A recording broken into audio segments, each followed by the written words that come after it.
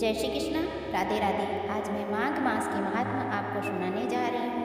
कथा करने से पहले आपसे निवेदन करना चाहती हूँ, यदि आप हमारे चैनल पर नए हैं तो अधिक से अधिक लोग को शेयर कीजिए। आप लोगों के सहारे ही मेरा चैनल ग्रोथ कर रहा है और इतना तक बढ़ाए हैं, आगे भी बढ़ाते रहिए।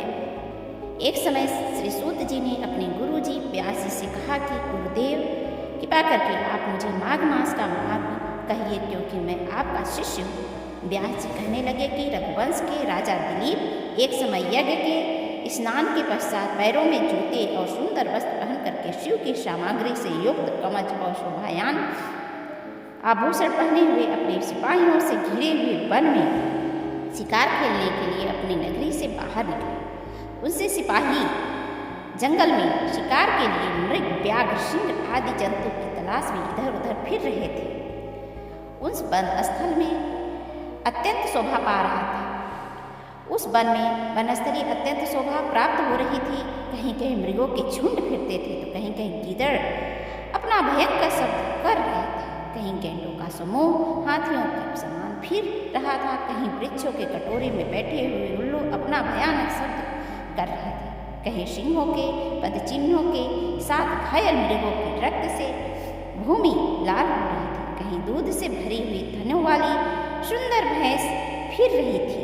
कहीं पर सुगंधित पुष्प हरी भरी लताओं वन की शोभा पा रही थी। कहीं बड़े बड़े पेड़ खड़े हो रहे थे।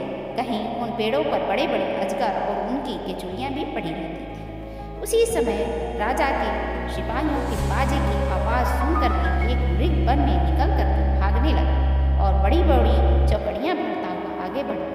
राजा ने उसके पीछे अपना घोड़ा दौड़ाया, परंतु मृग पूरी शक्ति से भागने लगा।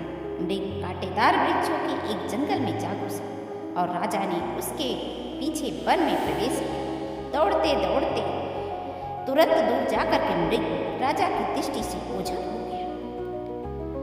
राजा निर्जन वन में अपने सैनिकों सहित प्यास के मारे अति दुखी हो रहे थे। दोपहर के समय अधिक मार्ग चलने से सैनिक थक से गए थे।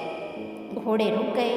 कुछ देर बाद राजा ने एक बड़ा भारी सुंदर सरोवर देखा, जिसके किनारे पर घने वृक्ष थे।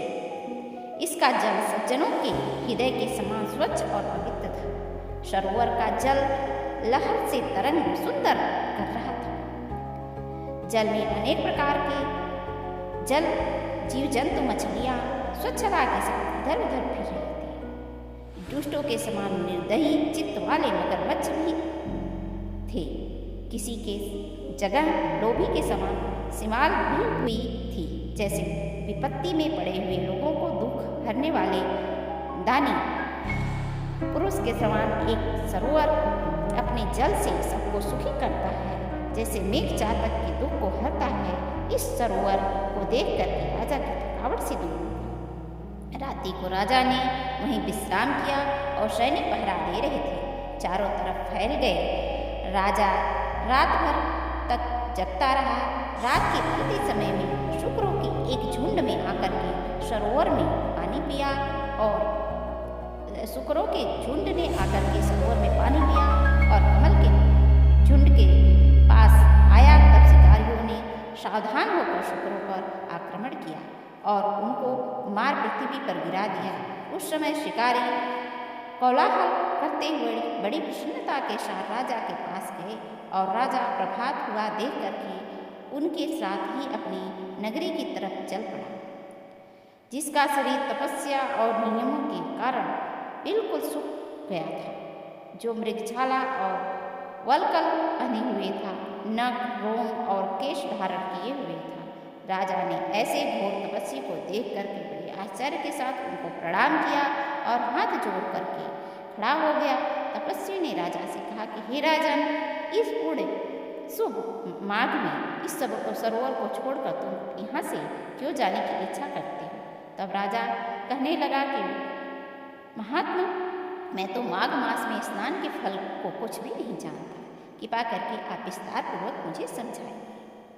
यह तो था माघ मास के प्रथम अध्याय का महात्मा। यदि आप दूसरा अध्याय सुनना चाहते हैं तो कृपा करके मेरे चैनल पर बने रहिए और लाइक करिए, सब्सक्राइब करिए, शेयर करिए। बहुत कम समय में मैं आपको सारी कथाएं प्राप्त करा दूंगी, क्योंकि जब आप कथाएं सुनते हैं उसमें ब्रेक नहीं होना चाहिए। जय श्री कृष्ण, राधे राधे।